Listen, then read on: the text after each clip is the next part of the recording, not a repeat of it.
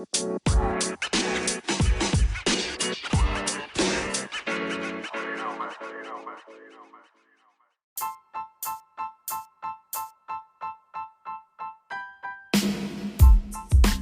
my guest tonight is an amazing human being. He's known for being lovely and wonderful while playing a variety of games, as well as having a chill vibe. He's also part of the 2S LGBTQIA+, as he says it, community, and a fond lover of horror and adventure games. Recently, he's been dabbling in Tomb Raider, the remakes.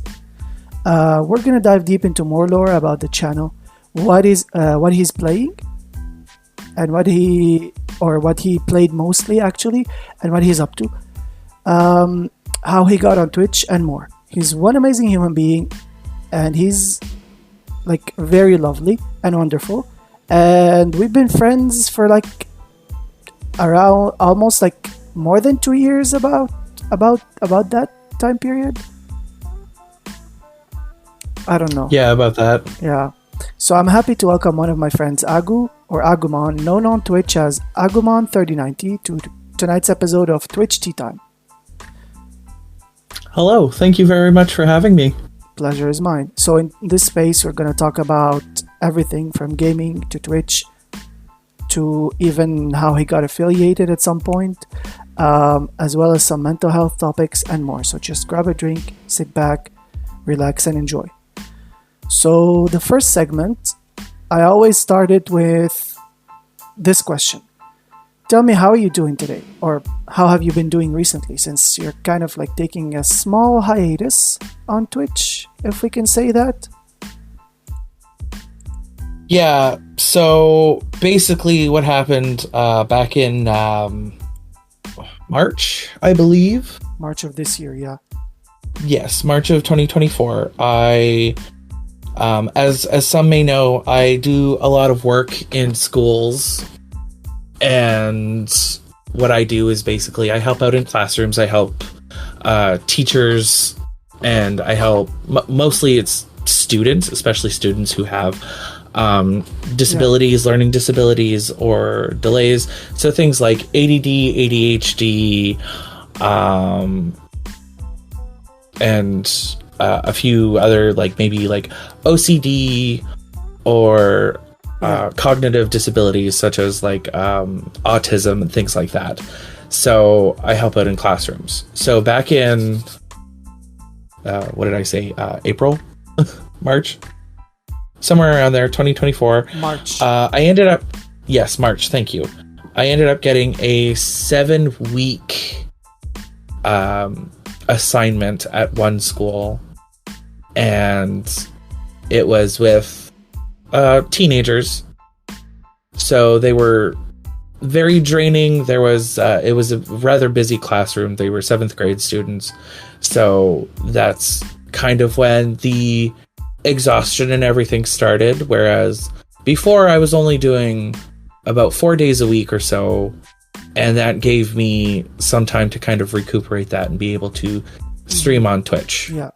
Now, as of April 8th, 2024, I started a full-time position, still in schools, still with the school board, but this one is permanent and full-time until the end of the year, which is June 21st, and this has taken a lot out of me because now I'm dealing with like 4, 5, 6, 7-year-olds, and they can be very taxing and very exhausting, but in a completely different way than 13, 14-year-olds are. It's very, like, the dynamic between the age group is very, very different, and it shows a lot. So you can be exhausted in one way when dealing with teenagers and completely exhausted in another way when dealing with younger kindergarten age kids, because that is the classroom I'm in. Is the age gap. kindergarten. I feel like teenagers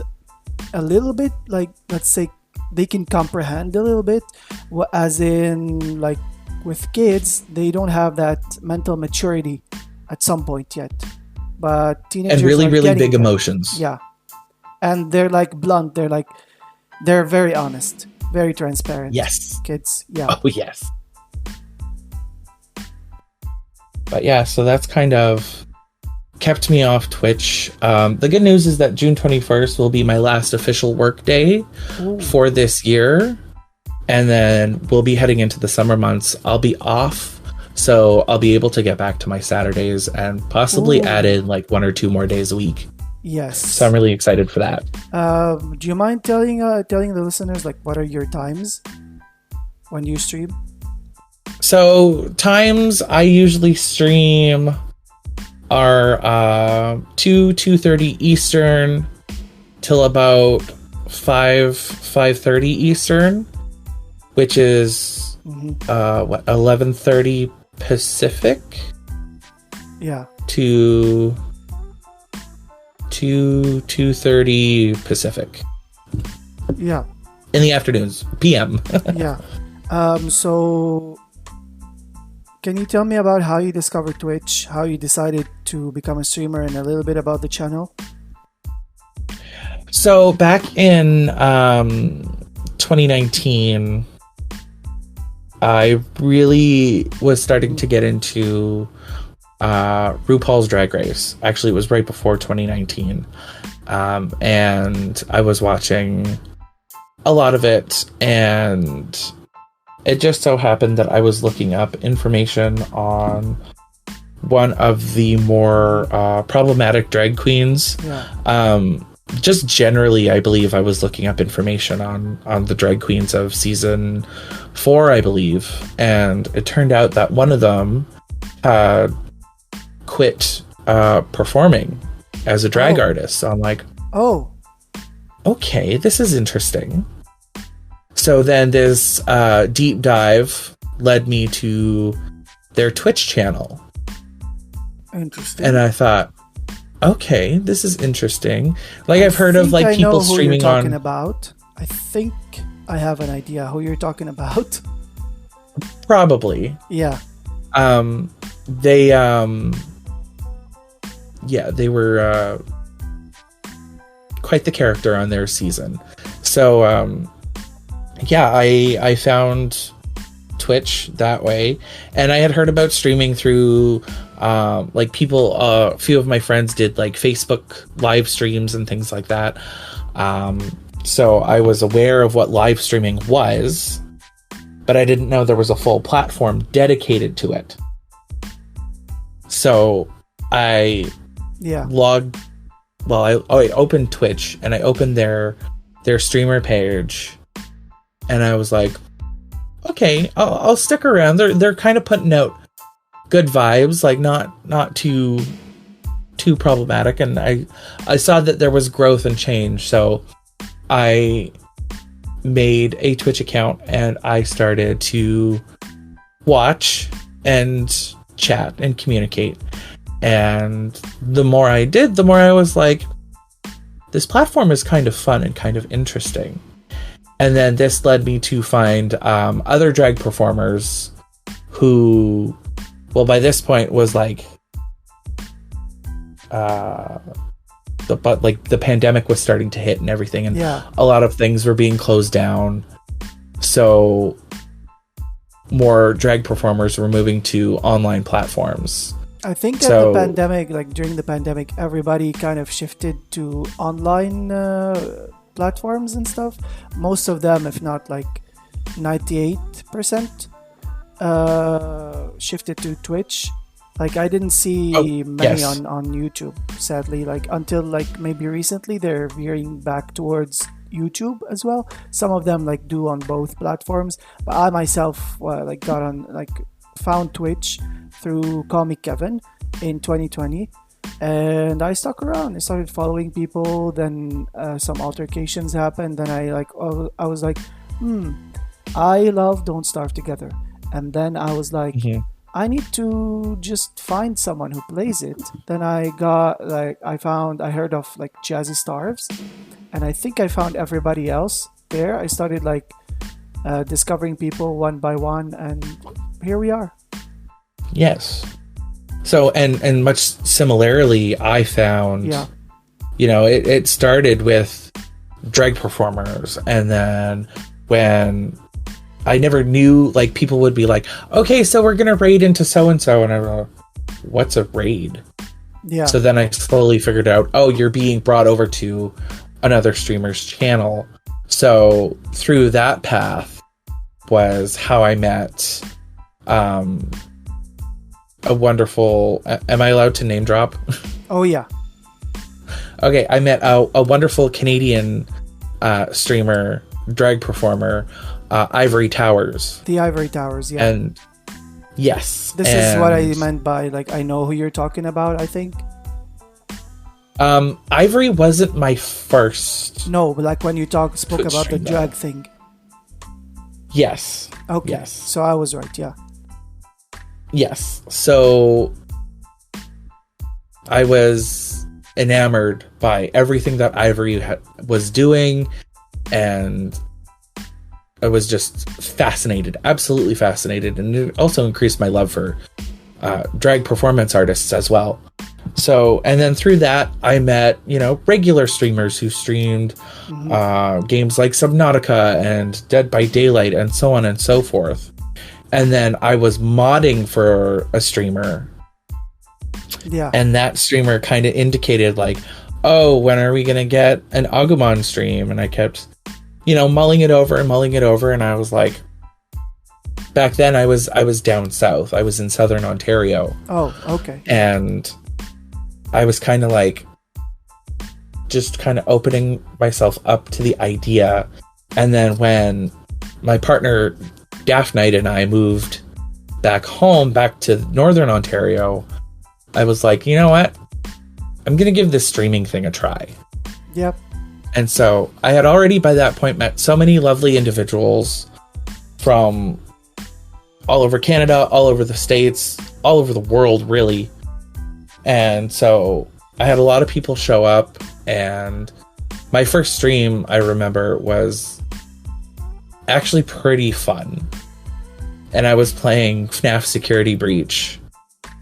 And it was spooky, it was scary, and I paused a lot to talk to chat. So it was a blast. But yeah, that was my first introduction really into Twitch and the Twitch world. That was in 2020, right?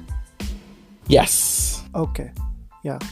So I like, maybe when I say Agumon, some people can think like, oh, Digimon and stuff. Like, why did you choose the name Agumon specifically? So when I was a kid, I grew up in that first generation of anime. Yeah. So it was Digimon, it was Pokemon, it was Sailor Moon, it was Cardcaptor Sakura. Was Naruto back at the time? At these times, or was it after? Naruto came after. Oh, okay. So in the 2000s, kind of. Yes, like late Digimon 98, and Pokemon, 99, 2000s. Because Pokemon and like Digimon, I remember, they're like late 90s. Yeah. So I was like, okay. And then the internet became a thing. And I was, sitting at our home computer deciding on what my first email address should be. Because a lot of people were talking about email and it's the latest thing, and internet service providers providing email services and everything like that. And my sister, who is 9 years older than me, had created a Hotmail email, and I was like, okay, so I'll use Hotmail. So I thought to myself, what do I like? What are things that I like? And I thought to myself, oh, I like Digimon. And so the first Digimon that came to my mind was Agumon. And not that Agumon is like my favorite, but he's definitely top 5 for me. So ever since then, that has always been my gamer tag. A lot of my emails I use Agumon for, with a different string of 4 numbers at the end for, different things, depending on what kind of mood I'm in or where I'm at. Like, Agumon3090 is like not my 30th version, I'm 33 right now, and I created that name when I was 30 years old. So that's where the 30 comes from. And then the 90 is the year I was born. 90. Yeah, I kind of figured that. Yeah, so that's how I kind of progress with that. Yeah. Do you remember what was the first game you ever streamed?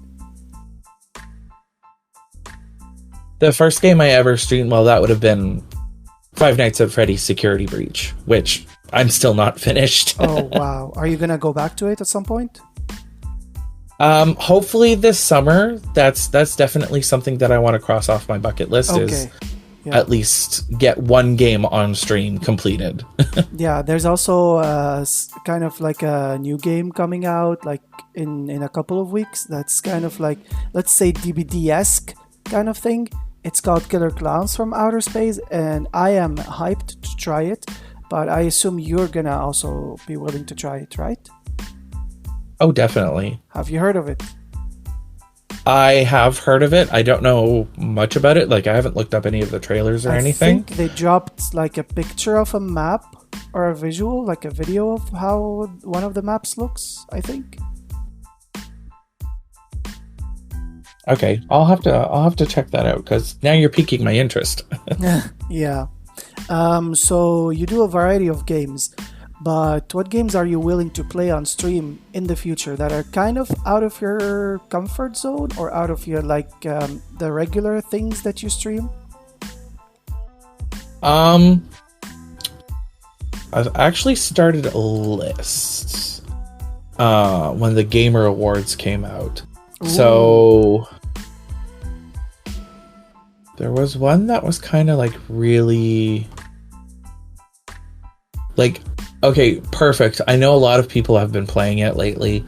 My finances are a little different than most, but Banisher's Ghosts of New Eden kind of I never heard of it. Appealed to me. Yeah. It's basically, like, from what I've gathered from the trailers, is there's something happens and you're thrown into like some kind of spiritual, like, it was like a spiritual event that took place and like tore the world asunder, and the main character's wife dies and becomes a ghost, but she doesn't move on. Oh, wow. And she's got special powers, and the main character's got special powers. And you go through, I believe, I could be wrong, and I'm so sorry if I'm butchering this completely, but you go through, you travel the world, and you help banish, I guess, evil spirits and demons. Oh, so it's kind of like Demonologist and Devourer in those games? Kind of? In a way, yes, but it's more... Okay. It's more story based, so I'm still kind of sticking to a story aspect on that portion. But from what I've seen of gameplay, things like that, it seems to be a little bit different than what I normally play.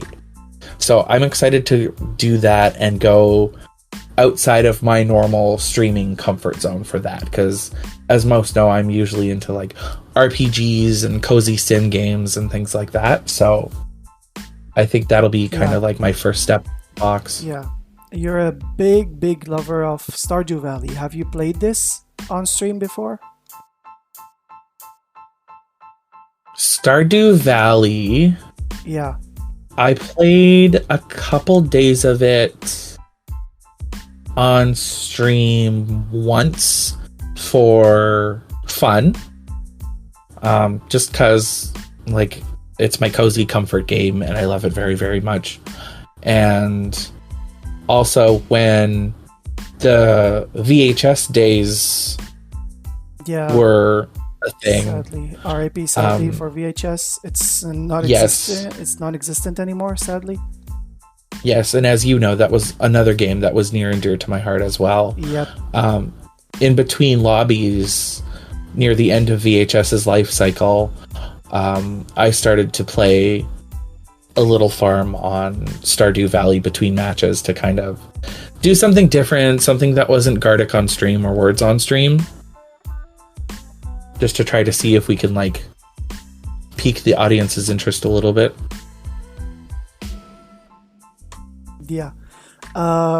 So can you tell me about like the experience you had like to get affiliated? For me, it was easy because, like I said, I had already done a lot of networking and a lot of hanging out in other people's streams already. So getting to affiliate for me, it became excuse me, it became a matter of the hours, because at that point I was working at a gas station and they had just switched me to a 2-2-3 schedule. So it was 2 days on, 2 days off, 3 days on, and then it would switch. Okay. So in that time period was when I was trying to go for my hours. So I believe like the last, I think like 10 or 12 hours, I really pushed for. I think I did like all of that in one weekend where I streamed like 5 hours one day and like 7 hours the other day, or something along that vein, because I was like, okay, like this is the final push. We got to get these hours in. We have all the other requirements. So let's do that, and let's get there and complete this so we can get to that affiliate goal. What are your limits regarding your streams? Like, what would piss you off? What's the big no-no? What's allowed? What isn't in chat? The big no-no, obviously, would be no homophobia, transphobia, any kind of discrimination against one group or another. No ageism. Sexual innuendo is a limit. Yep. Like if you're getting a little too spicy, that's the moment where it has to be shut down. Also with me, age is a really big thing, because a lot of streamers have gotten big warnings because, oh, there's age talk in your chat. I don't think that's a thing anymore, because unless like you mentioned that you're like 13 or maybe under 18, because recently I know Twitch is like 13 plus, but like there are some users who got like in very big trouble with their accounts because they kind of like mentioned that they're like under the age of 18. In some streams they say like bad words and slurs. I've dealt with a lot of these on channels I mod for, which is I think Twitch should up the age limit at least to 16 plus. Like you can't be under 16 to be on Twitch. Oh, I agree. Yeah. And 16 plus I would be okay with. That's, you know, if you're coming into my channel and you're 16 years old, like by that age you should know what's appropriate, what's inappropriate in streams. Yeah. And a big thing for me too is no harassment and no bullying. Yeah, especially like with some games like Baldur's Gate, where there are like some explicit scenes, even though it's not on Twitch's no-no list, you know? Like there are like very adult scenes. You have the option to turn them off, but like my friend was playing it or streaming it last month, and there was someone underage. It was a really intense thing. So like I don't know, like some games, Twitch has like a list of games that are like big no, but like I don't know why these, and there's also Witcher 3 that has like a brothel where like you see boobies, and I streamed a game that like showed female breasts, which is Max Payne 3, and it was okay, nothing happened. As long as you have like, now things changed on Twitch, as long as you have like the mature game or tags, the appropriate tags, you can just it's an okay, I guess. Yeah, and with the recent addition of the options that they give us as well, that we can mark our stream as like drug use and I think it auto does it as well. Yeah, and things like that, I find, I mean, I hope that is a big deterrent for those who are underage, who do think that it's okay to just click that OK button and keep watching. Because those are the things that us streamers who are wary of our adult aged content or our adult aged conversations that we have in chat find important. Yeah. So how many hours per day or week do you spend on Twitch in general? Oh God. Twitch is like my new Netflix. I mean, there's so many people to watch almost every day. I mean, Mondays and Tuesdays I find are a little bit hard because it's the beginning of the week. Yeah. And a lot of people have just come off of like pretty busy days, a 3-day stream, Friday, Saturday, Sunday. And for those who have a day job like me, like, you know, it's difficult to kind of pick up that energy and be able to go live, which is fine. You take your Monday and Tuesday off. Like, you deserve it. You deserve a break. Other than that, I mean, I get home Mondays usually around 3:30, 3:45 p.m. and I go on Twitch, and I'm on Twitch probably usually like right up until 10 o'clock p.m. or 11 o'clock p.m., like right before I go to bed. Yeah. So that's about 8, 5, 10, 15, 20, 25, 30, 35, about 40 hours a week. Oh, wow. Yeah.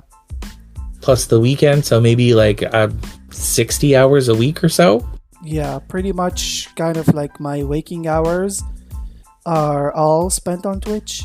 If not like gaming with someone or streaming, which I don't do like every day because I can't. I'm almost on Twitch like all of my waking hours. Yeah, I'm pretty much the same way, short from the 7-hour span of Monday to Friday when I am at work. Even at work, I am on Twitch.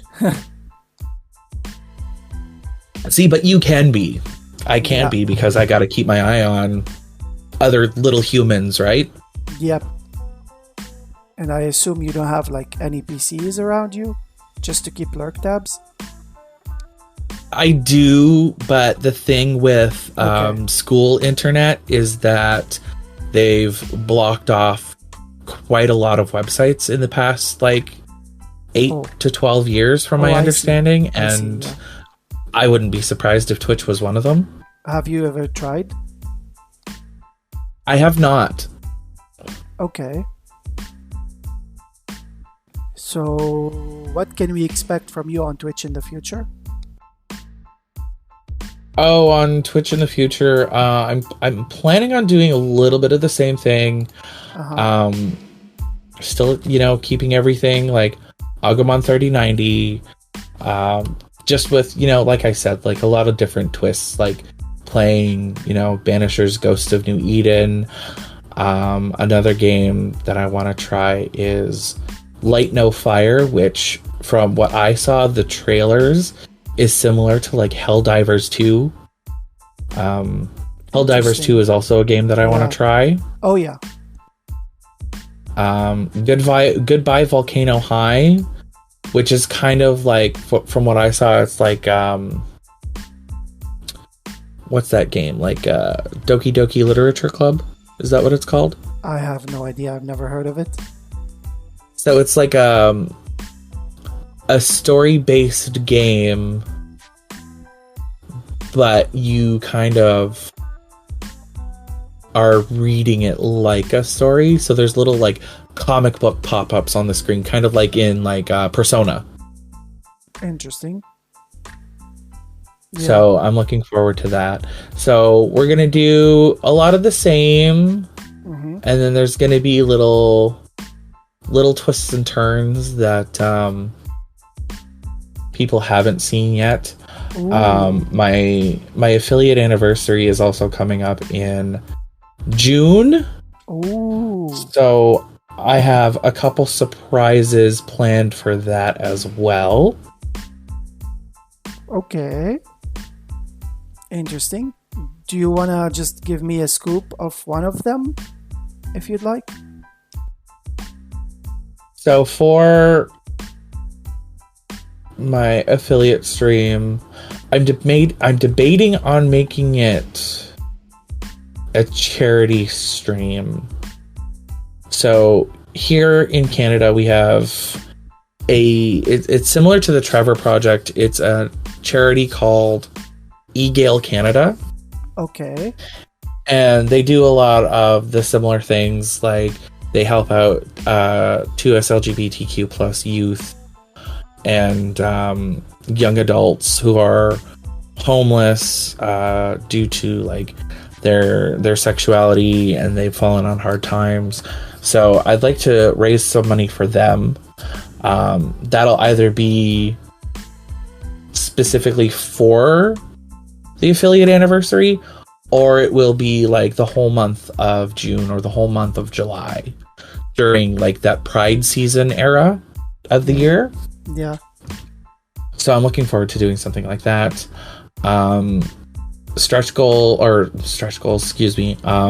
Goals, I haven't quite come up with a list. One of them definitely is going to be that I'm going to get my partner to pie me in the face, which is something that I haven't done on stream before. Yeah, I've seen quite a few mutual friends do that.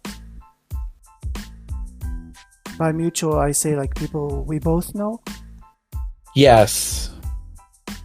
One in particular who is also a Canadian streamer. Gary. He did that as well. Yeah, I still need to just get back to him and maybe remind him about like when he's free to record. I don't know if you're gonna be listening to this, but hi Gary. Hi Gary. Yeah. So just looking at, like I said, staying kind of in the same wavelength with, just a couple little detours just to see what my audience thinks and how they feel. Yeah. So the last question in this segment is to the new people out there who are just starting or wanting to start streaming, or are thinking about it even. What's one advice you'd want to give them? Don't stress.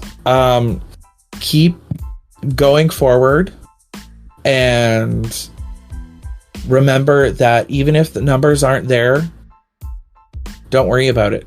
Just keep streaming and keep networking. Make friends in, the most different of places you never thought that you would make friends in. And you don't have to have the top tier set up immediately. Do not think that you need to go out and you need to spend lavishly on a webcam and a green screen, and like the tools will come later. Just take it one day, 1 week, even if you have to take it 1 minute at a time. Yep. Go ahead, and always remember, breaks are important. Your self-care is important. You have to take care of you first before you can take care of your chat and your viewers and your community when you get to that point. Exactly.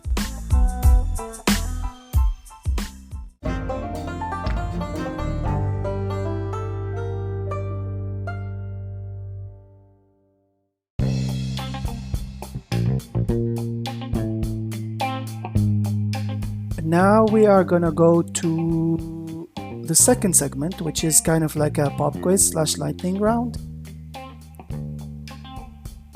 Okay. Yeah. So do you mind telling me and the listeners what's your daily routine? Like something you always like to do and now has become regular? Drink coffee. Interesting. What's your favorite comfort food of all time? Any brand of potato chips. Ooh. Any specific flavor you like? I'm a big fan of dill pickle and a big fan of all dressed. Dill pickle? Wow. I've never heard of that. I'll have to send you some sometime. Oh god, no, I don't like pickles. Oh, well, never mind then. That's okay. So what's one thing you tell yourself often? One day at a time. Okay. If you ever were to be any object or creature, real or fictional, what would you be and why? I would be a panther because Ooh. they're fast animals, and they're also animals that like to just hang out in the sun and laze around. Interesting. So what's your biggest pet peeve? Oh, biggest pet peeve. Being interrupted when speaking. Oh, okay. I gotta keep that in mind. I tend to do that without wanting to because of ADHD, sometimes. I'm used to that. Yeah. But the thing is, for me, is like when you're out in public and you meet up with a friend or two friends and you're about to say something and they can see that you're about to say something and they just cut you off. Yeah. So what's one thing you cannot live without? My nicotine vape. Interesting. In your opinion, what do you think is the worst invention ever?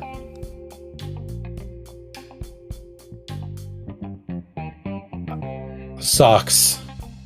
Oh, okay. Besides gaming, what are your favorite hobbies? I like to read. I like to go driving. When I have the funds for it, I also like to go shopping. Okay. Yeah. What's one thing you spend a lot of money on besides games? Vape juice. Any flavors you like? I like a lot of the berry flavors and a lot of fruit flavors. That sounds very delicious. It really is very delicious. Yeah. So what would you do with $1 million? Oh boy. I would take care of all of my bills and my debts. Mm-hmm. I would probably buy a nice, moderate home. Okay. And make sure that I have enough to live off of for a little while. And then I would probably donate a good portion of it to a charity. Okay. Yeah. So what's the worst video game you've ever played? Deathloop.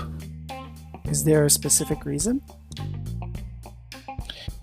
It gets very overwhelming in certain parts, and you don't always have the ability to kind of get your bearings. Okay. So this is a 3-part question. What's one of your all-time favorite songs?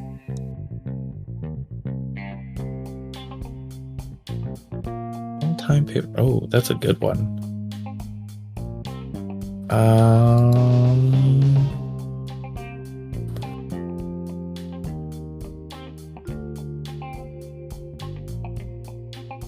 Aftertaste by Shawn Mendes. Interesting. Mine would be something like one of my favorite songs that also kind of tells parts of my life, or I feel like it represents some of my life story or what I feel or felt. It's The City Don't Care by Leon Else, like Leon, Leon, Else, Else, featuring Oliver. It's like a disco synth pop, but there's some lyrics I relate to. What is the point of me being here? They wouldn't know if I disappear. All of the silence is deafening.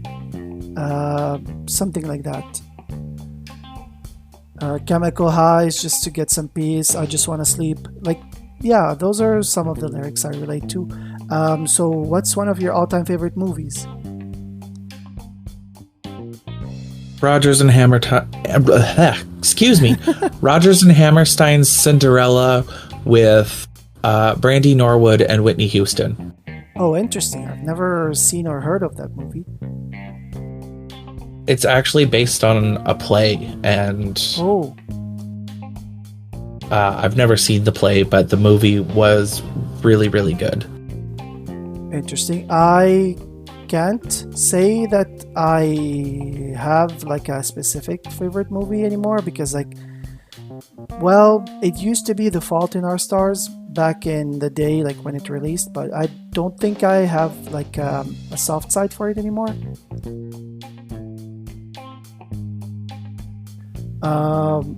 What's one of your all-time favorite TV shows or series?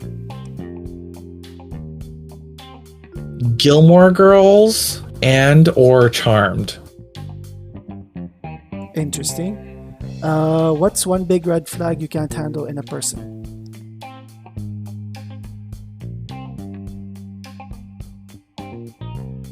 Making everything all about themselves. Okay.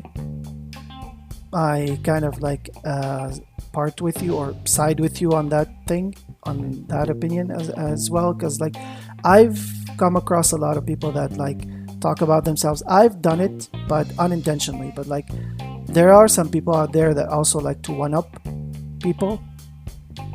That pisses me off. Yeah. It's one thing if you're telling a story to relate to an individual. It's another thing when you're trying to say like, oh, you think you have it bad? Well, listen to this one. Or try to be better than others. That's yeah, that's a big no-no. Yeah. So if your life was ever to be either a movie, TV show, or a video game, what would you name it and why? I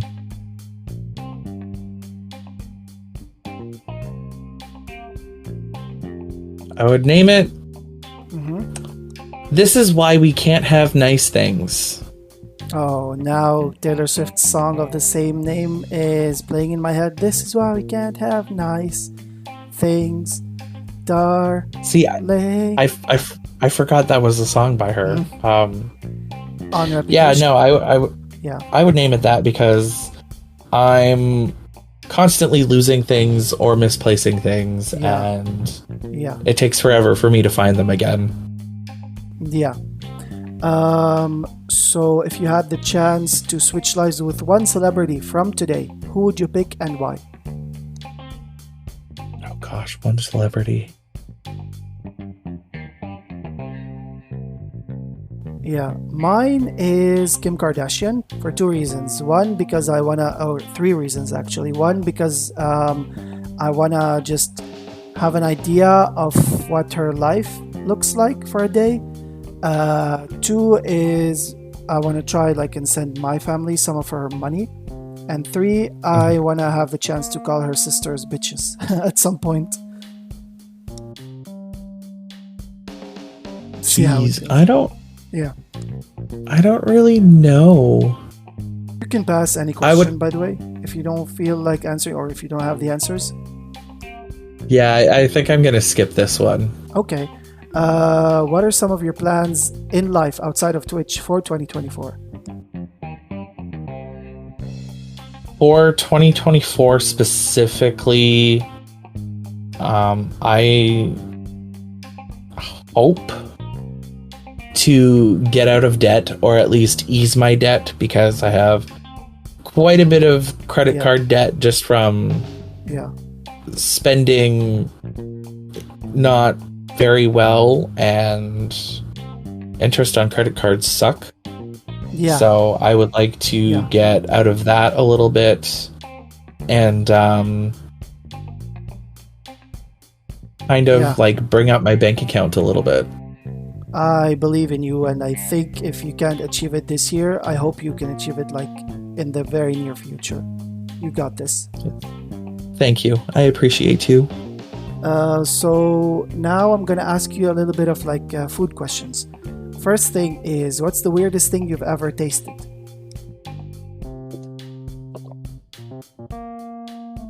So I went to Europe with my school back in 2010, and on the plane from Greece to London, when we were coming back to Canada, they served something for lunch. I don't know if it had a texture like mushrooms, and the sauce was just very bland. And it did not sit well in my mouth. I wasn't too sure exactly what it was. It might have been like a mushroom soup or something. I've never really been a fan of mushroom soup, so that could have been what it was as well. I'm not too sure. Just the mix of everything that was on the plate did not taste great. Yeah, I can see that. Mine was octopus. Funny enough, because I told myself I'd never try these, and I feel like a little bit disgusted by it. So I was like, my cousin likes to just experiment with the food, if we can say that. So she kind of put in some mini baby octopuses in the curry she did, and I kind of tried taking out most of them from my plate, but there is one that was like snuck in. So I took I put a little bit like on my spoon to eat it normally, and then I have like this crunchy feeling. I was like, what the hell is that, and why is it delicious? And then I look back on my plate and I see another one, and I'm like, oh my god, that's both disgusting and delicious at the same time. So I don't know. Your taste buds didn't really know what to think. yeah Plus they were like really miniature ones. So what's your favorite drink?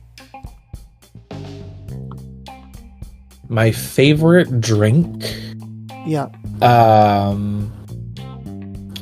Non-carbonated would be apple juice, and carbonated is Pepsi. Interesting. I haven't had like Pepsi or any soda, if we can call that, or for the UK listeners, I don't know if you call it pop. Like, those like soft drinks since 2021. And I replaced it with, what's it called? Sparkling drinks.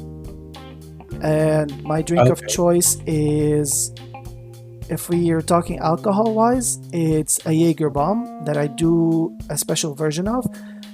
Usually it's like energy drink and Jaeger in it, but I add some vodka and I add either a sparkling drink or some juice with it. See, I've never had a Jaeger bomb, but I know people who have had them, and some people like them and some people don't, and I don't think I personally would like them, but I will not judge others who choose the alcohol that they choose, because that is completely up to them. Yeah. What's the weirdest habit you've got? The weirdest habit? Probably growing out my nails. Oh, same here. I grow some out, and then like I take care of them, but like at some point they're bound to like break.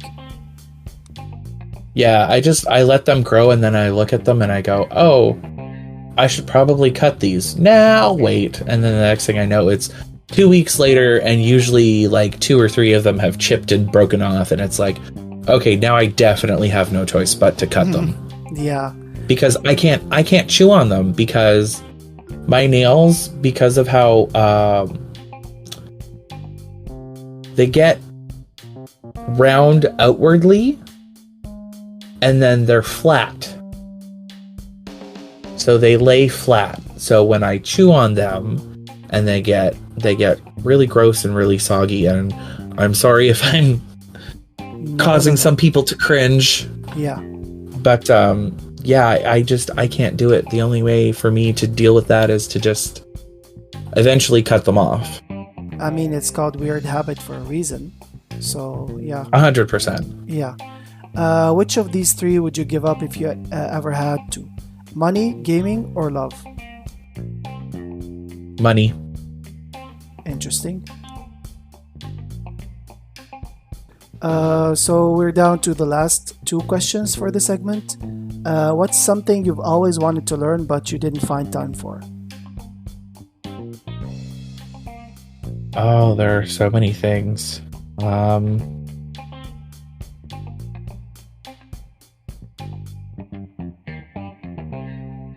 Yeah. Oh, geez. I'm not too sure about that one. We can skip that if you want.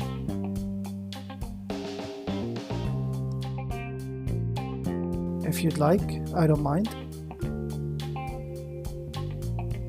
Yeah, I'll skip that one. Okay, so this is kind of like one of my favorite questions. So, if you had one special superpower, what would it be and why, and how would you use it? I would like to be able to fly.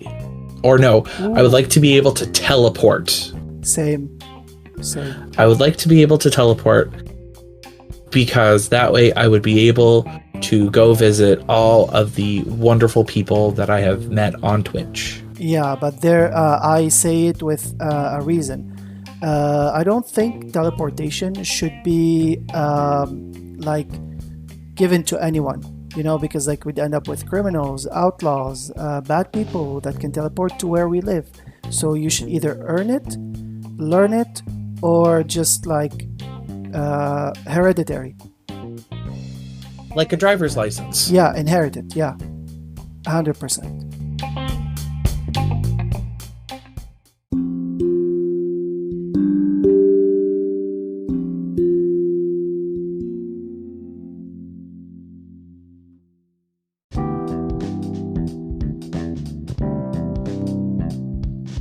Now we're gonna go to segment 3, which is a mini game that I've added, which we're gonna play before we get intense a little bit on the next segment, which is about mental health.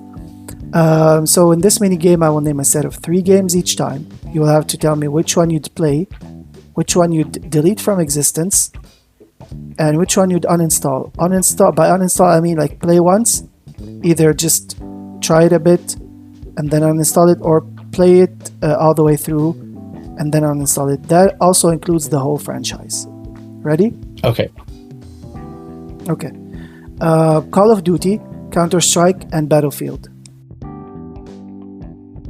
Oh boy, you're really hitting hard with this one. Oh, there's a lot of like hard ones. Call of Duty.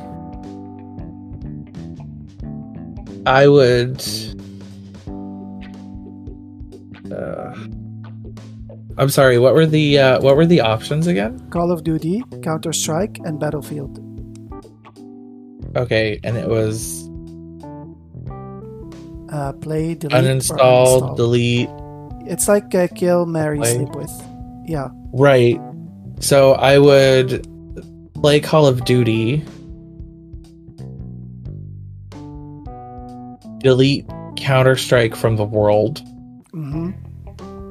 And what was the other one? Uninstall Battlefield. And I would uninstall Battlefield. Okay. So the next one is Apex, Fortnite, and Valorant.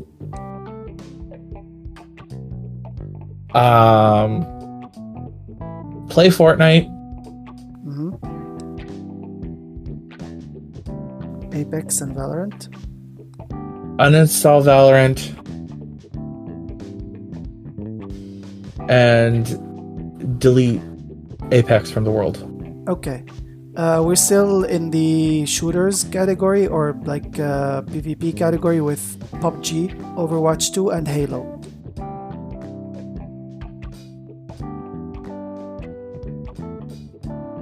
PUBG, delete. Play Halo. And what was the last one again? PUBG, Overwatch 2, Halo. Oh gosh. Okay, no. Uninstall Halo and play. Oh, this one's confusing. Play the other one there. Overwatch. I'm sorry, but I'm sorry for confusing. But like, that's okay. No worries. It's kind of like my favorite segment. So Quake, Doom, or Elder Scrolls Online, or let's say the whole Elder Scrolls franchise. Actually, play Elder Scrolls. Quake. Delete Quake. Yeah. Uninstall Doom. Okay. Lethal Company, Content Warning, and Among Us. Oh. Okay.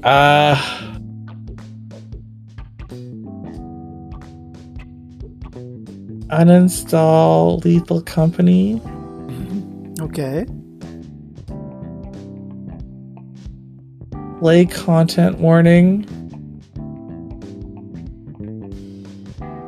Okay. And delete the last one. Among Us. Among Us. Baldur's Gate. That one's hard.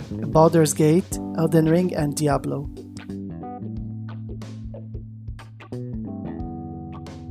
Uninstall Baldur's Gate.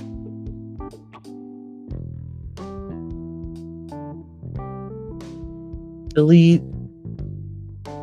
Elden Ring and Diablo. Diablo. Play Elden Ring. Valheim, Stardew Valley, and Minecraft. Play Stardew. Of course. Uninstall Minecraft. And delete Valheim. And delete Valheim. Kinda agree with you on that because I've tried Valheim and it pissed me off, so I refunded it.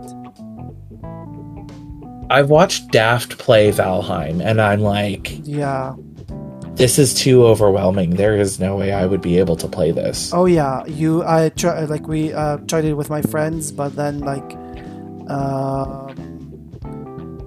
it doesn't let you build in there, or not build, interact with like the bench for the tools and stuff in the rain, and there's mobs always spawning near us, and it never stopped raining, and I was like, let's do another world, and the same thing happened. I'm like, nope, I'm done. Well, and Daft and his friends had a similar problem where they were in the middle of trying to build up their base, and enemies were just constantly spawning all around them. Yeah. The Sims, Disney Dreamlight Valley, and Palia.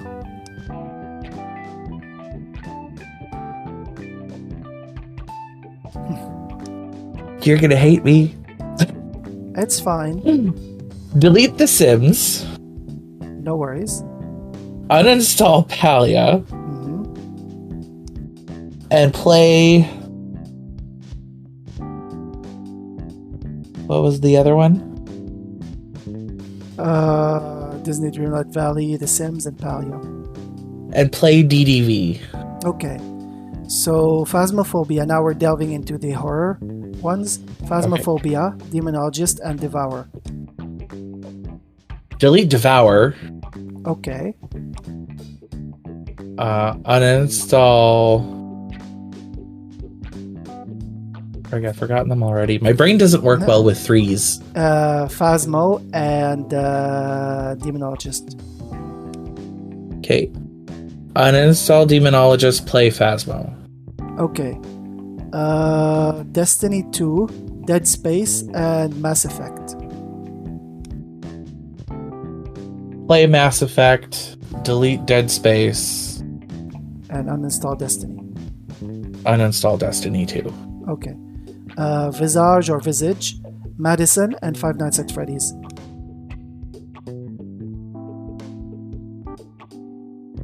Uninstall Visage. Play Five Nights at Freddy's. Madison. Delete Madison. Dead Island, Left 4 Dead, and Dying Light.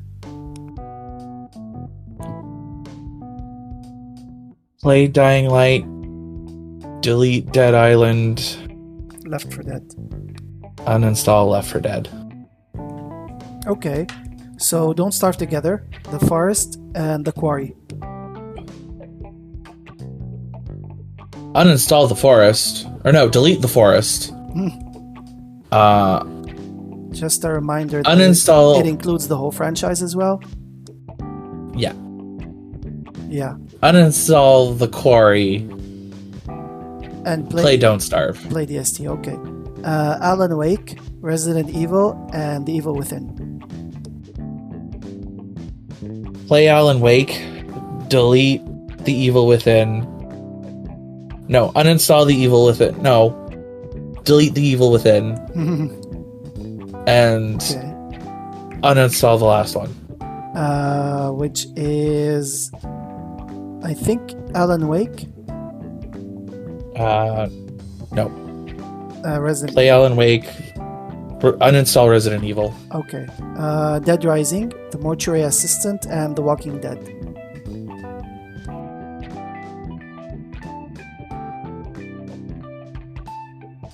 Delete The Walking Dead. Interesting.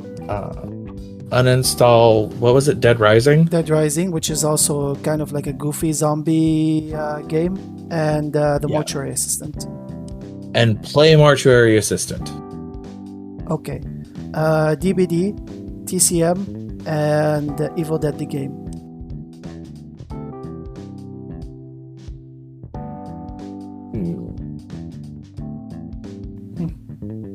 Yeah. Delete TCM. Okay. Because apparently that's already going down the toilet. Play DBD. Evil Dead the Game. And uninstall Evil Dead the Game. Okay. Project Zomboid, 7 Days to Die, and Last of Us. Play Last of Us. Uninstall 7 Days. Delete Project Zomboid. Okay. Little Nightmares, the Alien series, and Silent Hills with an S, because all of them. I'm sorry, can you read them one more time? No worries. Little Nightmares, Alien, and Silent Hills.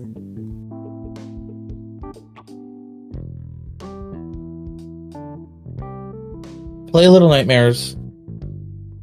Delete Alien and uninstall Silent Hills. Okay. Assassin's Creed, Uncharted, and Tomb Raider. Play Tomb Raider. Of course. Assassin's God. Creed and Uncharted. Oh, that's so hard. That's what she said.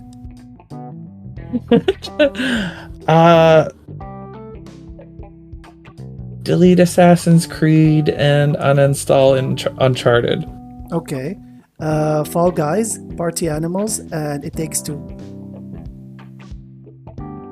Play It Takes Two. Uninstall Party Animals. And delete that last one. Fall Guys. Fall Guys. And the last one is Cyberpunk, GTA, and Saints Row.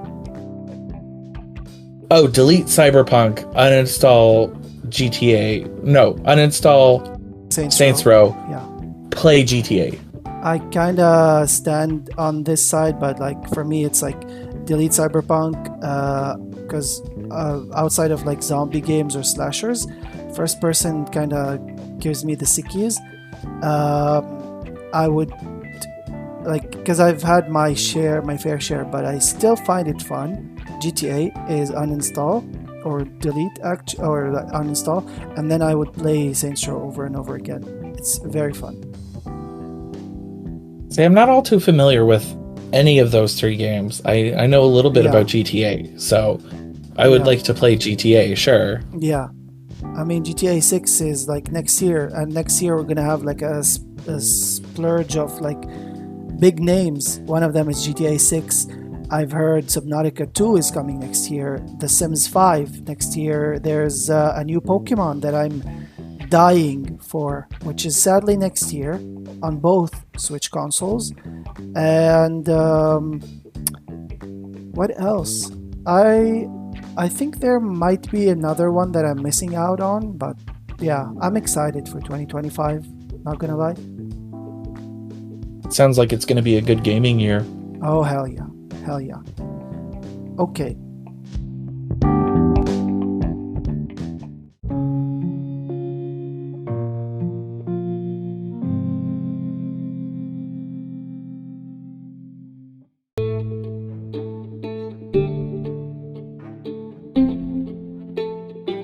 The final segment, which is mental health. In this segment, we'll be talking about mental health and some sensitive subjects. Due to how very like what's the word? Very dark some subjects were in the past. Listener discretion is required because there are sometimes they can be very heavy or triggering terms that might be used. So I'm going to say this again. Some subjects might seem triggering or heavy, so be well aware as you listen, and feel free to skip or dip out on the segment if you feel uncomfortable about some subjects. This also applies to future episodes too. So listen at your own risk or will. Mental health is not an easy subject to talk about. And today, with Agumon, we're going to talk about burnout and exhaustion. I'm not going to speak. I'm going to let Agu just talk it out. I'm going to listen. Is there anywhere specifically you would like me to start? Wherever you want to start. From the beginning, probably just you maybe start with burnout. Okay. So, for me, I find when burnout occurs, you don't always feel it coming on. There's something going on in my family right now that I'm not really at liberty to discuss. Yeah, of course. Nothing like nobody's getting sued or anything like it's nothing like that. It's just there's an illness that's been going around in my family, and it's caused me to step up and do some extra things that I normally don't do outside of my usual routine. And as also being somebody with ADHD, routine is very important to me. So there will be times where I will be asked to do something like, say, make supper or take something out of the freezer for supper the following day. And even something like that is outside of my routine. So that kind of causes burnout to creep up a little bit on me as well. There are, conversations that are being had that would normally not be had with myself and with some of my family members. It often leads to kind of like shady blame, not necessarily put on me, but put on other people in the house.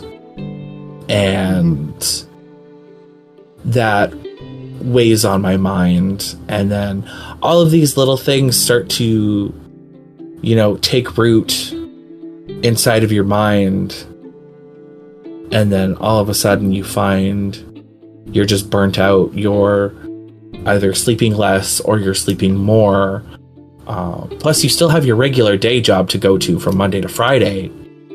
And then weekends are spent, doing laundry or cleaning or adhering to other things that are going on, or, you have to listen to one person complain about another person a lot, and then it makes you feel bad because they're like, oh, well, I can't do this for myself anymore, and I'm relying on somebody else to do this or to do that. And then it also creates a sense of guilt, and that can burn you out very easily because you're just like, great, now I'm not doing my own thing because I should be doing this, but I need to do my own thing because if I don't get away from this drama, then I just don't have the energy to give where I need to give it in other places. Mm-hmm. So for me lately, I've noticed that that's been causing a lot of burnout, and plus with, like I said, dealing with the children at work, I find I come home most days and I have to have like a 2 or 3 hour nap after like 7:00 p.m. after we've had supper, and because if I don't sleep well that night, and I wake up feeling even more exhausted because of burnout. So that's just one aspect of how burnout has occurred in my life lately. Okay. And of course, like I can relate to that on some sort, because like I am dreading a burnout from Twitch, because like I don't want to like exhaust myself, but also like I want to be there. And at some point I'm like, well, how do I say it? Like I want to be there more on Twitch, but I also like don't want to get burnt out easily. So it's kind of like hard, just trying to balance both things, if we can say that.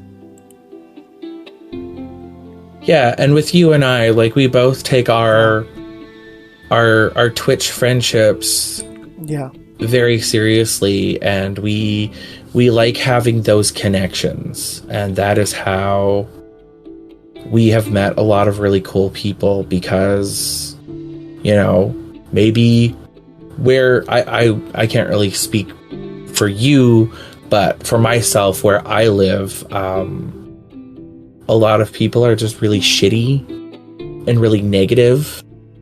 And the one thing that I like about Twitch is that with all of the beautiful humans that I've met, yourself included, is everybody has shown me that being a person isn't just about being negative and complaining and whining and, oh, so this road in town needs to be fixed. Well, where are the city workers to fix it? There was police outside of a building 2 blocks away from my house, and the sirens were keeping me up at 3:00 in the morning. Just like, you know, a few examples. Or like, there's a pothole at our local mall. When are they going to fix that? Like, you know, just things like that, of like people just constantly complaining. And then you go on Twitch and, you know, if you've had a bad day, like, you know, some streamers will let you vent about it in their chat. Some streamers won't. And for the ones that do let you, they recognize that you need that moment. You need to get that off of your chest. And then they don't guilt you for it. They don't shame you for it. They say, hey, I'm sorry that you've had that experience.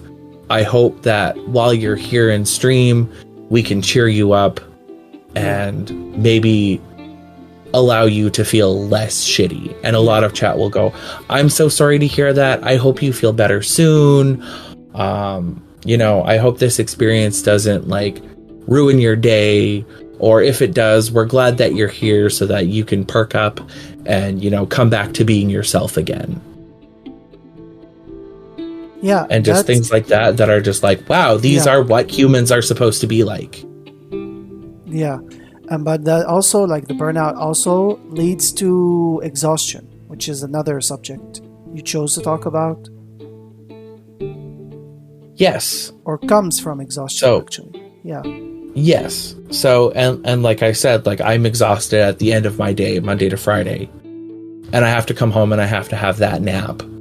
Or I have to have like 20 minutes of peace where somebody isn't just nattering in my ear about one thing or another thing. Because it gets exhausting. And then, like I said, like, I have to do more errands outside of the house now with this situation that's occurred in my family. And so I find I'm, spending my weekends running to grocery stores. When, so for me lately, I've noticed that Monday to Friday, I get up, I go to work, and then Saturday hits. And because I am off routine on Saturday, I don't always feel like myself. Because I'm now out of my routine because ADHD things. So now I kind of have to let my brain find that balance and switch to quote unquote weekend mode. And oftentimes the drive will help me.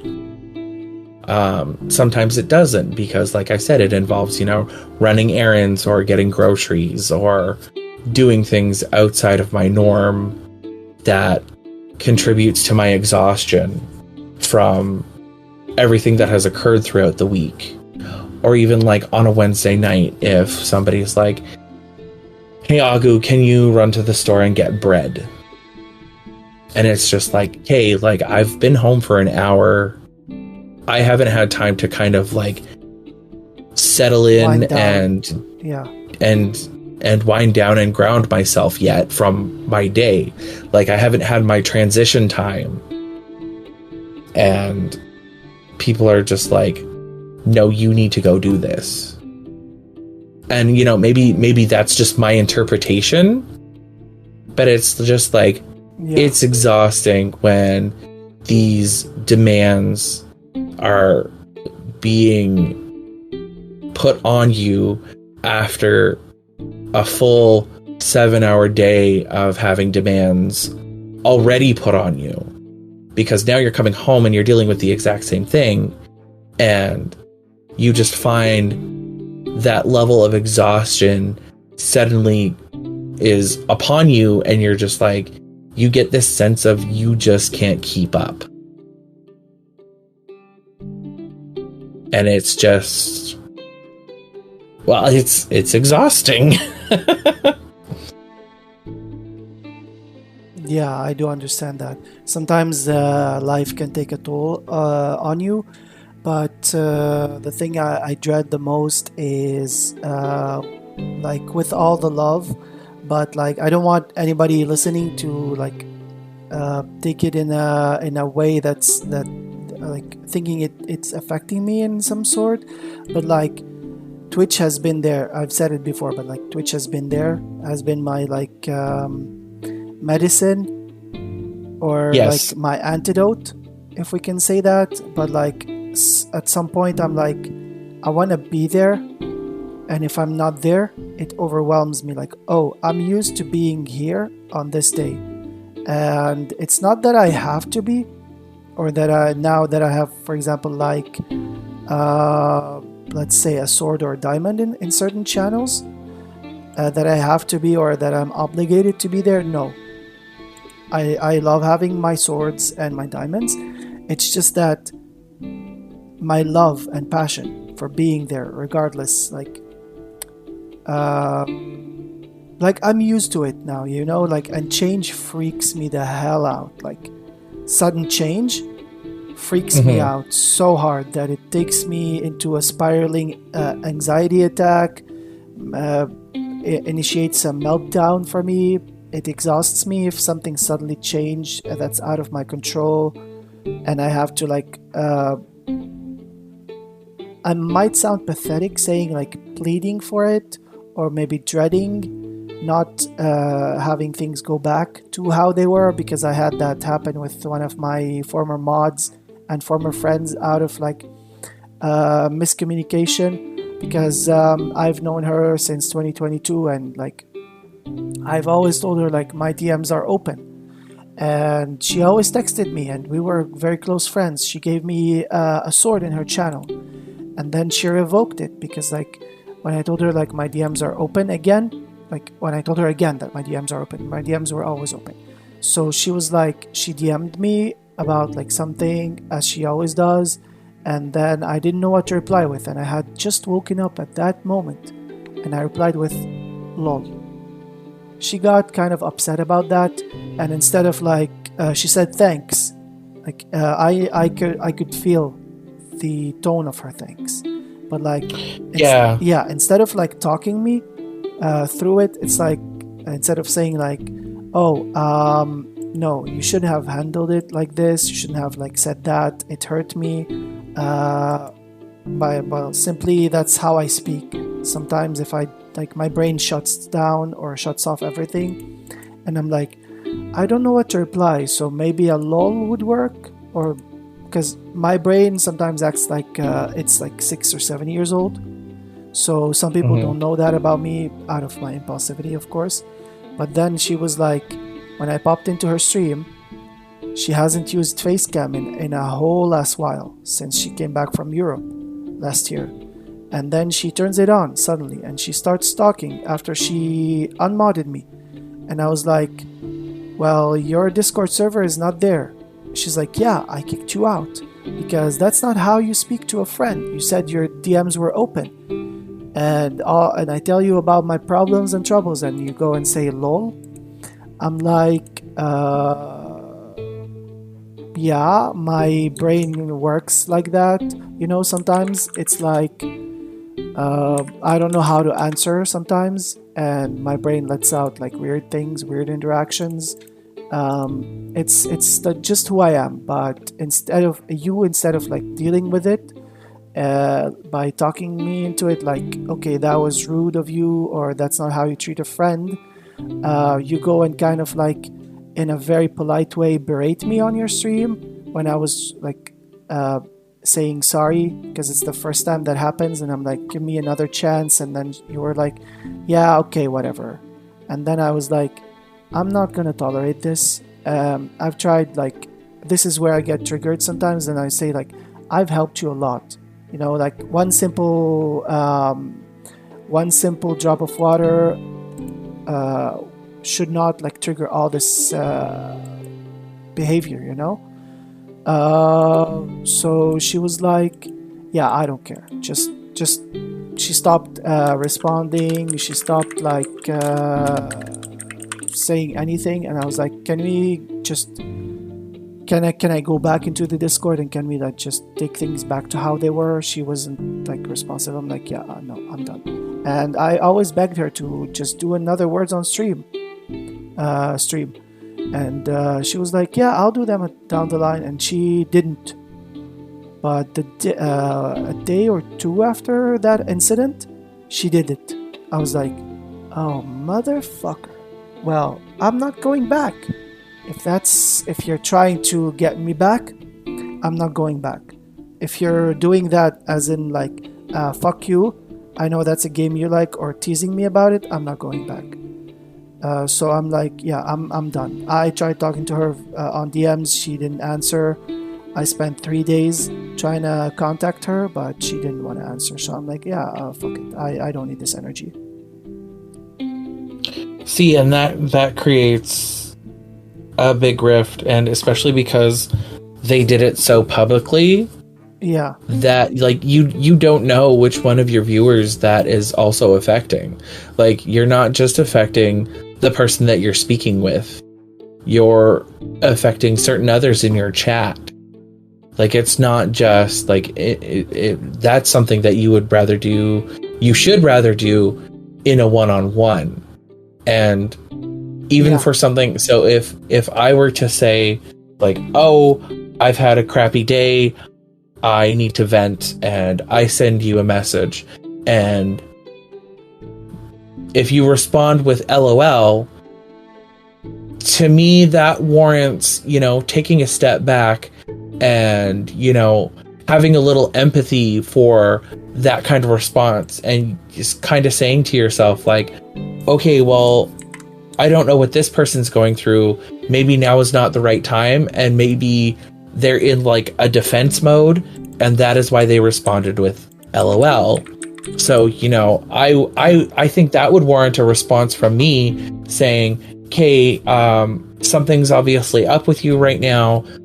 Maybe now's not a good time for this chat. If you want to DM me later, feel free, because I'm kind of getting the sense that now's not a good time for you, and I'm understanding that, and I'm holding space for you for that.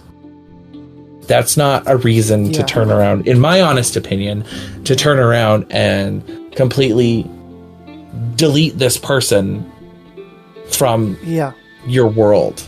Yeah. Like, that warrants a conversation. I feel like at some point she was a little bit jealous of my achievements. I'm not gonna brag about them, but like every time she was in my stream, she goes like, oh my god, when I got like raids of like 10 or 20, and I felt like there might be a jealousy reason towards that. I don't know.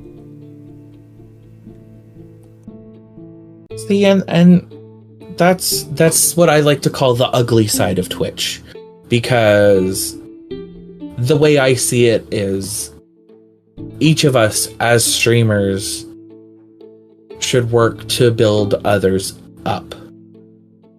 And, I personally, I love what you've done with your channel. And it, in my opinion, looks a lot better than mine, and you've streamlined a lot of your stuff. And, maybe you have the time and the energy for that, whereas I don't. And I look at that and I say, like, I'm proud of what I am doing on my channel, and what I'm doing for me is enough. Whereas maybe what Blue is doing is wanting to improve and constantly changing things and making updates and making little tweaks here and there. And maybe that's what he loves and that's what he enjoys. And that is something that needs to be celebrated and appreciated. That is not something that should be looked down upon. Yeah, exactly. And now I'm like turning into some sort of like networking, if we can say that. Like if I know a person for a long time and they need help, one of their friends needs help, like one of my fellow mods on a channel I mod for came to me, and I was like, they added me as a friend. I was like, oh god, is this another bot? I saw their name, I'm like, oh, okay, no, I know them. He was like, can you help me out? There's a friend that's trying to reach affiliate. I was like, yeah, of course. Then I send them to a friend of mine, because they both play DBD, and she's all about networking. M's on stream. Ems, if you're listening, you're a fucking amazing human being, and you deserve where you are. She's amassed over almost 1.5k in less than a year. Like, that's fucking amazing. And that is amazing. Like, having such great support. I'm not copying her, but I'm like trying my best to just like get this energy into my channel and into what I do in life, So like, if I know you for a while, and if you've been like what's it called, regular in my stream, you can ask me for help. If I know you for a good instance, I would definitely help you out, because I've helped a lot of my fellow mods reach their goals. I've helped my friends reach a certain goal. Again, I'm not bragging about it. I'm just saying that now I turned it into kind of like networking, because like when I suggest a raid, sometimes there were channels I used to mod for. I've spoken about this channel a lot before, and I'm not gonna go back there, but like it's in the past now, and I don't want to like open up old doors, if we can call that. So I've tried suggesting channels just to link them up and that's how I met. I didn't suggest M's, but like I met her through that channel. That's now in the past, but like um, suggesting people that I know, linking them up, opening the communities up because they deserve it, is a form of networking, and I love doing that because like I know who they are, and I know who the channel I'm suggesting them is, and I feel like they click because the other, like yesterday, I suggested another friend to a friend of mine. Both of them were on my podcast, and they were like, "That's a great suggestion." And then the person that got rated, Hama Pants, I know you listen to the podcast. Hi.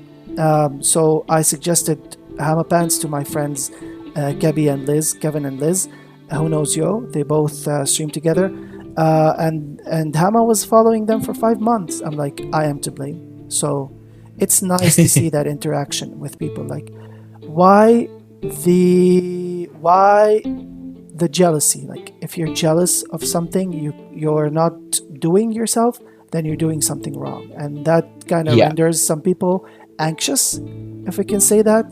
And I don't want this energy. But being a mod for you, instead of like talking me to it, instead of like dealing with it in a different way, some people just go ahead and unmod you. Some people just go ahead and like take away your privileges, which I never asked for. I only did it once, just as a question. I didn't like ask, oh, can I have VIP? I'm like, how much is for VIP? Because I don't see it in the channel points. And then they're like, oh, no, don't worry about that. I got you. That's how I do it, with no intention of like receiving it. You know, like I didn't want it. I want to grind for it. And then I end up with it. And that's how I ended up with some of my diamonds in channels, because of like what I do and stuff. I tend to support as much as I can. But like, it's like getting to that point is rendering me exhausted. Like, I'm doing good with people, and all I get is like middle fingers and like fuck yous and like backstabbing and everything. So I don't know. I don't want this energy. Which is, you know, hilarious to me, because you are one of the most wonderful people that I have met on this platform. You go so above and beyond for those that you support. And then when something like that happens and you get the big fuck you, it's like, what, like, even when you first told me about that one issue, I was like, this happened to Blucifer? Yep. Blucifer's the last person to deserve something like that. Sadly, yeah. Like, it's just, and I get it, because, you know, the way that neurodivergent brains work, when something like that happens and you do go into a free fall, like panic-wise, that just completely throws you off, and your whole routine just goes out the window. And it's just, it takes a toll, and that toll is exhaustion. Yeah. But like, I'm gonna go briefly through what, like, an experience. I don't know if you've heard about it, but a certain someone, I was there for them most of the time. I even, they asked who, I need one extra mod last year, so who would volunteer for it? I'm like, yeah, I'll do it. She's like, okay. She gave me a module and everything. And then she was like later on, like towards the end of the summer, she's like started acting a certain way by like creating channels just to probably push me away from it. So what I noticed is, you know, that let me go to your server, for example. I'm playing a game and I'm tapped out, and then when I tap back in, I click on my name on your server by mistake, or or like let's say Pinkcord, who's also under the moderator role in your server, and then I see like moderator. She called them like zombie army, or a security or something like that. So I see zombie army permanent, and then I was like, ooh, okay, that means admin. And then I see zombie army. That's a mod for her in her channel. Then I was like, I look at mine and I'm like, I wonder what mine looks like. Then I click on mine and it said zombie army. That's it. No permanent, no nothing. I was like, yeah, okay, that must have been like maybe a mistake, or maybe like I should talk to her about it. But then I started knowing that she made channels, like a hide and seek channel that's locked for me on this account, but other people could join, and I had joined on my other Discord account, and I was able to join from there. Like I had the option, I could see it unlocked, and then when I pointed that out, she was like, no, it's locked, you have to be there for a year. And then I was like, but I'm your mod, I should have privilege to see most of the channels. She's like, yeah, well, there's rules in here. I'm like, okay. And I think to myself, that's kind of gross. So that's one of the nails. That's cringy behavior. That's one of the nails in the coffin. So things started building up. One time on stream, I was like, she went live at like 4 a.m. on a Thursday. She streams Monday, Wednesday, and Fridays. And she went live at 4 a.m. my time, or 3 a.m. her time, since Netherlands time. So I was there. I'm like, what the fuck are you doing at this hour? She's like, yeah, well, I'm a Ubisoft content creator and this game just came out. I'm like, yeah, but like give a warning to your mods at least before doing that. She's like, yeah, okay, maybe I should do that. And I was the only mod there. We moved cities at work, and I was going through like having to deal with my boss literally standing right behind me, eyeing me while I was on the laptop, literally. I couldn't sit in the studio yet because like they were moving stuff, putting stuff in, installing shit, and I was on Twitch modding for her on another Thursday where she didn't announce that she was going live at 4 p.m. Then her PC overheats, and the stream goes down when she gets raided with a party of 50, and I was there entertaining them. I was like, okay. She didn't even say thank you. Then she comes back and carries on. And then a few months later, that was near Christmas. We're heading towards Christmas. It was like pre-Halloween season. So she was like playing a game, and I didn't notice it was Sea of Thieves, because there's like another Ubisoft game that's the same as Sea of Thieves that came out, and I thought that was it because she's a content creator. And I had asked her a lot of times, like, can we do a co-stream? She's like, well, I have a lot to do and I'm not doing co-streams. And she goes and does 5. I'm like, okay, well, I can overlook that. Although she did ask me later near January, but that's I'm getting there. So I asked a question during that stream. I was like, that looks like Sea of Thieves, right? She's like, it is Sea of Thieves. I'm like, oh, I thought that was the Ubisoft game. I did not notice. I am so sorry. You know my ADHD. She's like, yeah, no, don't worry about it. And then the person she's co-streaming with asks, who is asking? She's like, don't mind them. They're one of my viewers. Disrespectfully said viewers. Don't mind them. Oh. Instead of moderators or friends. And then I was like, okay, that's giving me something. So later on towards Christmas, I was like fixing Firebot stuff up, and then just like kind of ails me to just remember, but I don't mind talking about this. So I was using Step Lucifer, which is my other account / Firebot account, running scripts and testing stuff on my channel, and I had her up on this account, and I was chatting from this account, and she got bothered by that apparently later on. So after a while, she asked me in January. Actually, no, on Christmas Day, she gave a sword to one of her friends. While she said clearly that she doesn't want more than 2 mods before.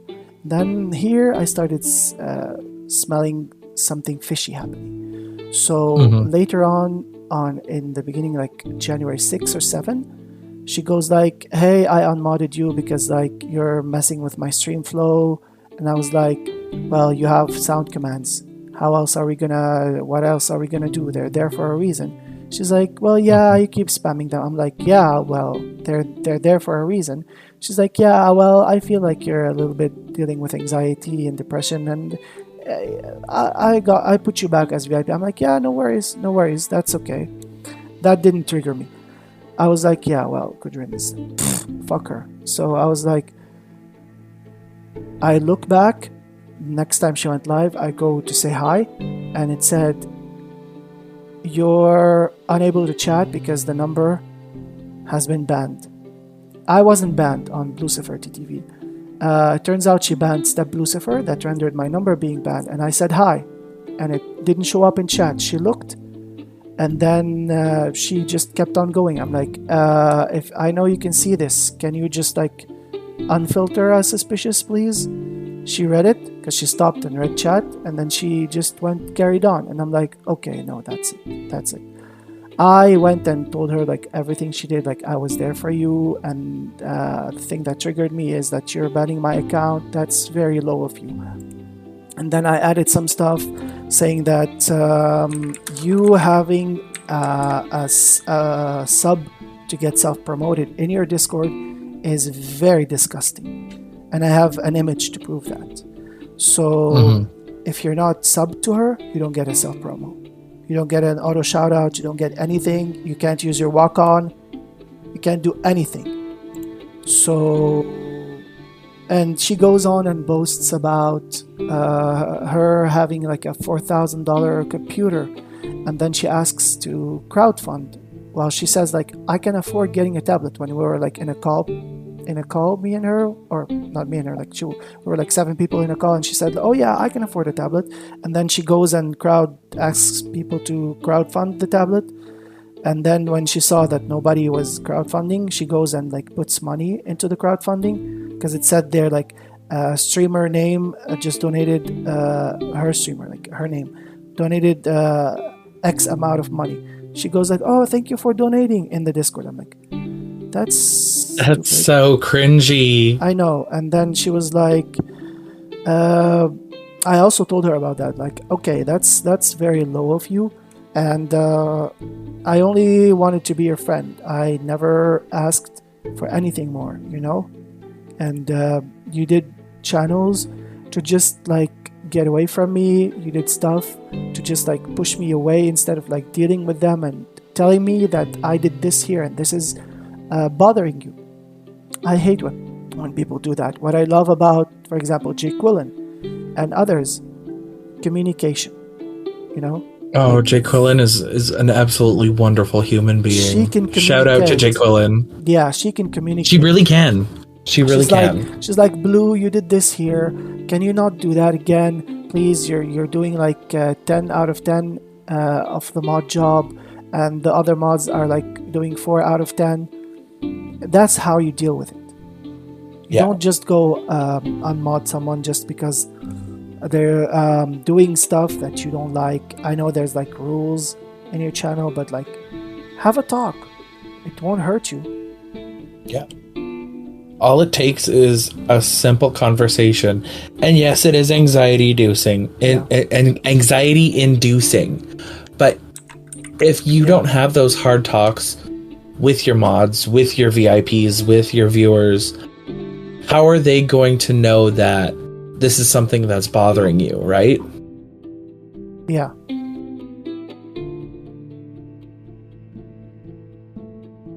And for our viewers, if there's one thing you need to learn about Lucifer, when he is in your stream, he knows how to read chat. And I don't mean he reads chat. I mean, he can read between the lines in chat. He knows when somebody's bothered. He knows when the streamer he is watching is bothered by something that a chatter or a viewer or something in the game has bothered them. Like, Blucifer is good at reading subtext, and he is really good at reading body language. It's not. Yeah, that's what I was gonna say. It's not like something that I don't want to call it like supernatural or anything, but like it's kind of like a sixth sense that I have, that like I can read body language. I can feel when the streamer, and Agumon knows most of my struggles about that, and it's like I have a talent of knowing when a person is being sketchy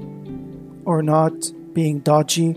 I've tried dealing with them all, and some people like were not happy about my decisions, but in the end I told them like, I'm only doing it to protect myself. You are not involved in it, and my actions showed up later on. They were like, you were right at some point.